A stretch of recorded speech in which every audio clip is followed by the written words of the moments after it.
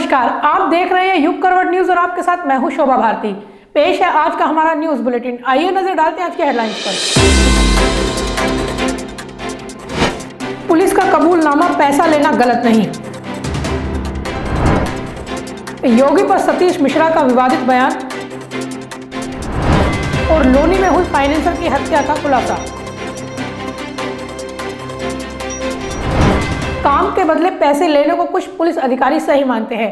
Police पाठशाला कार्यक्रम में यह बात सामने आई, जिसमें एक अधिकारी कहता है कि पैसे लेकर काम करना गलत नहीं है। वायरल वीडियो उन्नाव का बताया जा रहा है। युग करवट इस वीडियो की पुष्टि नहीं करता है। ये वीडियो उन्नाव की बताई जा रही है। सोशल मीडिया पर जमकर वायरल हो रही है ये वीडियो। बड़े बड़े लोग अपने मन की बात के साथ इस वीडियो को ट्वीट कर रहे हैं। सुनिए ये पुलिस अधिकारी कह क्या रहे हैं। इससे अच्छा विभाग नहीं कोई, बहुत ईमानदार। आज भी सबसे अगर ईमानदार कोई पुलिस है पूरे का, आप कभी देख लेना। अगर पुलिस ने आपसे पैसे ले लिया या कह दिया काम करें तो करें, और कोई विभाग चले जाओ पैसे ले लेके दौड़ा जाए, ठीक है। आप यही देखिए, मास्टर साहब लोग हैं, अपने घर में रहते हैं, पढ़ाते हैं, 6 महीने छुट्टियां कर जाती, कहीं कोरोना आ गया तो साल भर आए, है ना। हम लोग सुना आपने, कितनी साफगोई से पुलिस के पैसे लेने को न्यायोचित बताया जा रहा है। दरोगा जी कह रहे हैं कि पुलिस ही ऐसा विभाग है जहां पैसे लेकर काम कर दिया जाता है। दूसरे विभागों में तो पैसे लेते हैं मगर काम नहीं करते। इससे अच्छा विभाग नहीं कोई, बहुत ईमानदार। आज भी सबसे अगर ईमानदार कोई पुलिस है पूरे का, आप कभी देख लेना। अगर पुलिस ने आपसे पैसे ले लिया या कह दिया काम करें तो करें, और कोई विभाग चले जाओ पैसे ले लेके दौड़ा जाए, ठीक है। आप यही देखिए, मास्टर साहब लोग हैं, अपने घर में रहते हैं, पढ़ाते हैं, 6 महीने छुट्टियां कर जाती, कहीं कोरोना आ गया तो साल भर आए, है ना। हम लोग बताया जा रहा है कि उन्नाव में पुलिस की पाठशाला कार्यक्रम का ये वीडियो है। हालांकि युग करवट इसकी पुष्टि नहीं करता। ब्यूरो रिपोर्ट, युग करवट।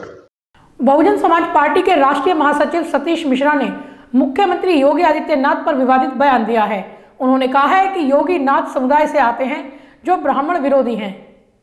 देखिए, ब्राह्मण जो है 500 हत्याएं अगर आप अपनी सरकार में ब्राह्मणों की करवा दें, 100 से ज़्यादा का इनकाउंटर ब्राह्मणों के करवा दें, तो इससे ज़्यादा और क्या कर सकते हैं ब्राह्मणों के ऊपर उत्पीड़न जो इस सरकार में हुआ है। तो ये तो ब्राह्मणों की शक्ल भी देखना नहीं चाहते हैं, क्योंकि ये उस संप्रदाय के हैं जहाँ पर कि सनातन धर्म का विरोध होता है।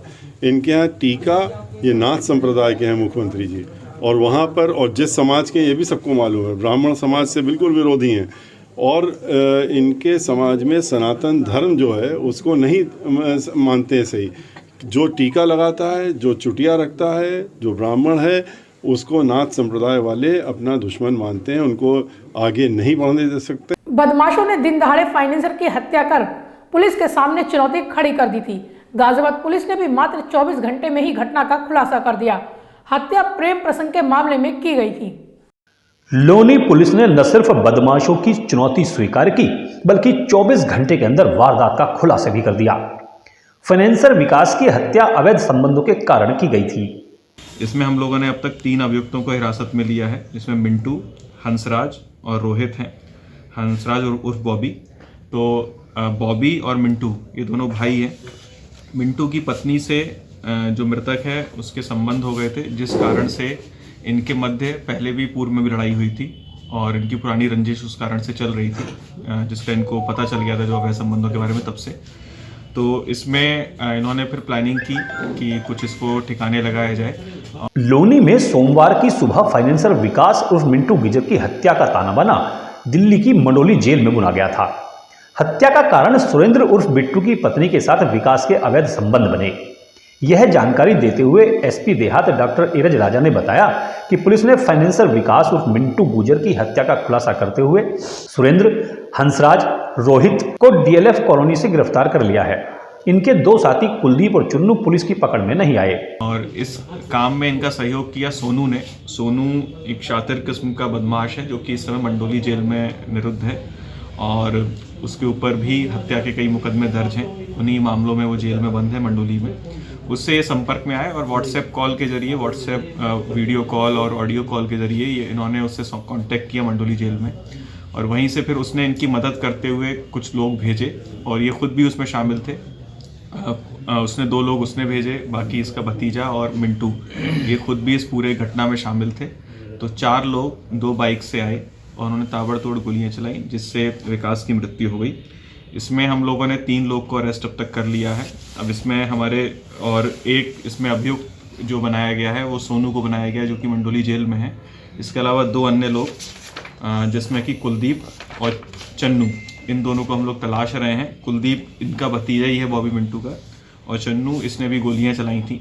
तो इसमें हम लोगों ने इस घटना में 2 बाइक यूज़ हुई थी और पिस्टल्स यूज़ हुई थी। इसमें हमने 1 पिस्टल बरामद कर ली है और 1 बाइक हम लोगों ने बरामद कर ली है। बाकी चन्नू और कुलदीप की तलाश जारी है। बहुत ही जल्द हम इनको भी गिरफ्तार।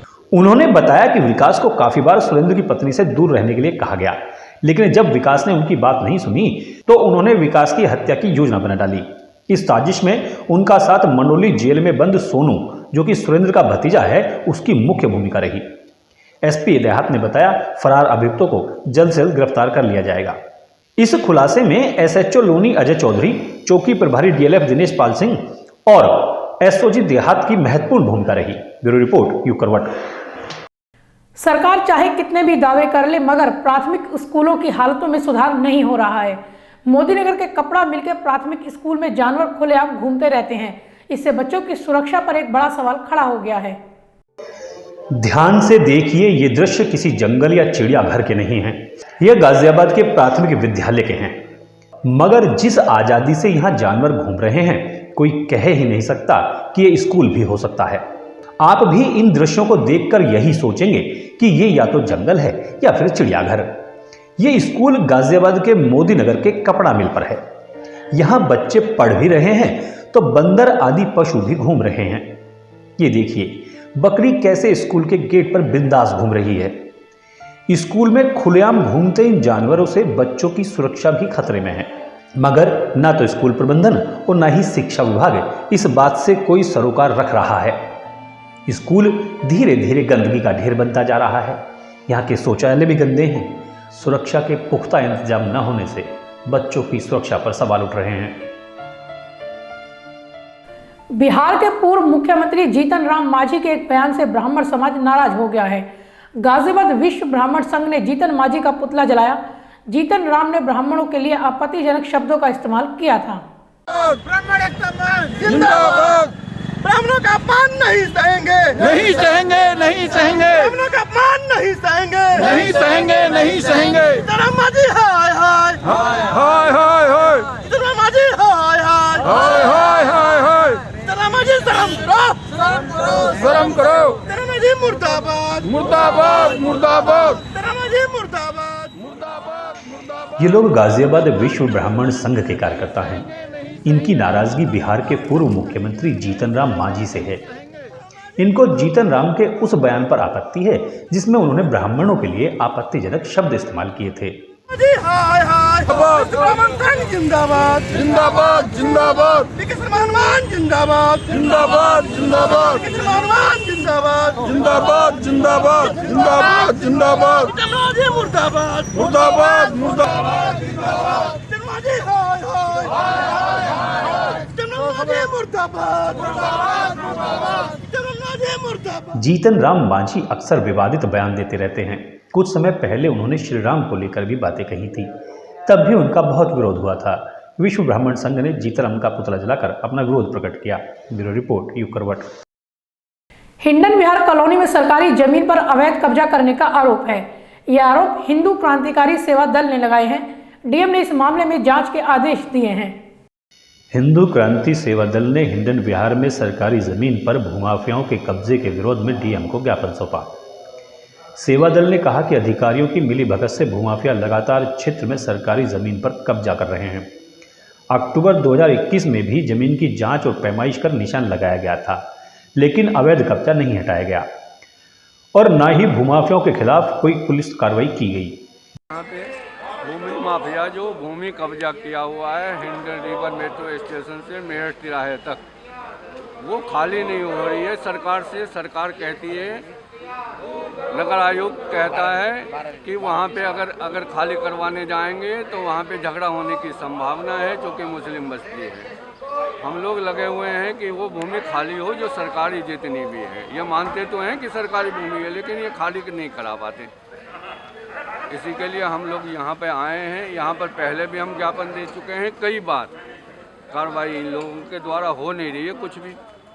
जो भूमाफियाओं ने सरकारी जगह कब्जे में कर रखी है वो मुक्त होनी चाहिए, और प्रशासन इसे संज्ञान में नहीं लेता, और ना ही इसी कारण वहाँ पर मुस्लिम जो घनी आबादी होती जा रही है, और इसी कारण वहाँ से हिंदुओं का पलायन हो रहा है, जिस पर प्रशासन संज्ञान नहीं लेता है, बल्कि हम लोगों को उल्टा दबाता और ना ही किसी प्रकार की कार्रवाई करने को तैयार है, क्योंकि शासन प्रशासन सब मिली भगत से ये भूमाफियाओं का कब्जा चल रहा है। इन लोगों का कहना है कि समिति द्वारा लगातार मामले की शिकायत मुख्यमंत्री पोर्टल से लेकर स्थानीय अधिकारियों तक की गई है। खुद विभाग भी सूचना के अधिकार के तहत मांगी गई जानकारी में इस बात को स्वीकार कर चुका है कि जमीन सरकारी है और इस पर कब्जे हो रहे हैं। जिलाधिकारी ने इस मामले में नगर निगम को संयुक्त टीम बनाकर जांच का आश्वासन दिया है। Bureau report, UP forward. Ghaziabad में निराश्रित महिलाओं के सामने आश्रय की बड़ी समस्या है। इस समस्या को लेकर आवाज उठाई है गीतांजलि वेलफेयर समिति और महिला जागृति मंच ने। उन्होंने महिलाओं के लिए आश्रय स्थल बनाने की मांग की है। तो मैं हमेशा ही तैयार रहती हूँ, कोई भी बहन दुखी हो उसके लिए तैयार है, महिलाओं के लिए मैं बिल्कुल। गीतांजलि वेलफेयर एजुकेशनल समिति और महिला जागृति मंच ने संयुक्त रूप से निराश्रित महिलाओं को आश्रय देने की मांग पर धरना दिया। महिला सदस्यों ने अपनी मांग को लेकर डीएम के माध्यम से उत्तर प्रदेश के सीएम के नाम ज्ञापन भी सौंपा। समिति की सचिव वंदना चौधरी ने कहा कि महिलाओं में असुरक्षा की भावना बढ़ रही है। पारिवारिक कलह, भेदभाव के कारण गैर कानूनी कार्यों में जबरदस्ती शामिल की गई महिलाओं को आश्रय गृह दिए जाएं। इसमें भोजन, वस्त्र, बिस्तर आदि सभी सुविधाएं उपलब्ध कराई जाएं। सरकार को जगाने का काम करने आए हैं हम, क्योंकि कई बार हम ज्ञापन दे चुके हैं कि गाजियाबाद में कोई भी निराश्रित महिलाओं के लिए आश्रय गृह नहीं है। उस आश्रय गृह की मांग को लेकर के आज हम यहाँ पर फिर इकट्ठा हुए हैं जी, और एक दिन के धरने के लिए यहाँ पर हम बैठे हैं। अगर हमारी मांग नहीं मानी जाती आज भी, तो हम फिर अनिश्चितकाल धरना देंगे, और जब तक गाजियाबाद में निराश्रित महिलाओं के लिए आश्रय गृह नहीं बनाया जाएगा तब तक हम अपनी आवाज़ को इसी तरह बुलंद करते रहेंगे। उन्होंने कहा इसमें महिलाओं को स्वावलंबी बनाने के लिए ट्रेनिंग प्रोग्राम चलाए जाएं। समिति ने कहा कि पूर्व में इस तरह की मांग उठाई गई, लेकिन कोई कार्रवाई नहीं हुई। महिलाओं ने 15 दिन तक मामले में कार्रवाई न होने पर आंदोलन की चेतावनी दी है। Bureau report, UP forward. GST को लेकर अभी भी असमंजस की स्थिति है। व्यापारी वर्ग इनको दूर करने की मांग करता रहा है। Industries and traders welfare association ने भी ज्ञापन देकर यही मांग दोहराई है। वापस लो जीएसटी, वापस लो, वापस लो, वापस लो, बड़ी वापस लो, वापस लो, जीएसटी कानून में विसंगतियों को दूर करने की मांग को लेकर industries and traders welfare association ने डीएम के माध्यम से प्रधानमंत्री के नाम ज्ञापन सौंपा। उद्यमियों ने अपने ज्ञापन में कहा कि नए कानून के तहत कोई तकनीकी गलती होने पर उसे सुधारने का मौका नहीं दिया जाता। सकल कर पर ब्याज लेना अव्यावहारिक है। उपलब्ध कराता है पूरे भारतवर्ष में, और जो उसका टैक्सेशन कॉन्ट्रीब्यूशन है वो करीब 40% टैक्सेशन इसका जो देता है बड़ी बड़ी इंडस्ट्री के मुकाबले। तो इतने बड़े सेक्टर को जो है इन्होंने इतना नेगलेक्ट कर रखा है, और हमेशा इसी स्मॉल स्केल वाले जो एमएसएमई वाले इनको हमेशा परेशान किया जाता है। सेल टैक्स वाले के द्वारा, पोल्यूशन के द्वारा, कभी किसी एक्ट के द्वारा, कभी किसी एक्ट के द्वारा। तो ये उत्पीड़न बंद हो, और जितना बड़ा सेक्टर है उसको सरकार प्रोत्साहित करे अपनी तरफ से। ट्रेडर वेलफेयर एसोसिएशन की तरफ से माननीय प्रधानमंत्री जी के नाम से ज्ञापन देने के लिए आए हैं, जो कि माननीय जिलाधिकारी के द्वारा दिया जाएगा। उसमें हमारी मांग है कि अभी कुछ दिन के अंदर इन्होंने कई वस्तुओं पर जीएसटी बढ़ाई है, जबकि हम लगातार ये मांग करते रहेंगे जीएसटी 15% से ज़्यादा नहीं होनी चाहिए, और इन्होंने उल्टा जीएसटी बढ़ा दिया, जिस पे 5% थी उसे 12% कर दी है। तो ये जो विसंगतियां हैं, व्यापारियों की परेशानी है, उद्यमियों की परेशानी है, ये दिन पे दिन बढ़ती जा रही है। सरकार अपने जेब भरने के लिए निरंतर जीएसटी में जो परेशानी है व्यापारियों पर डाल रही है, और जो हमारी डिमांड बहुत पहले चल रही है कि पेट्रोल पर डीजल पे जीएसटी लागू होनी चाहिए, तो उसमें जीएसटी लागू नहीं कर रहे। कई बार ये बढ़ा देते हैं, 10 रुपये 15 रुपये बढ़ा देते हैं रेट, उसके बाद ये जीएसटी 2% कम कर देते हैं।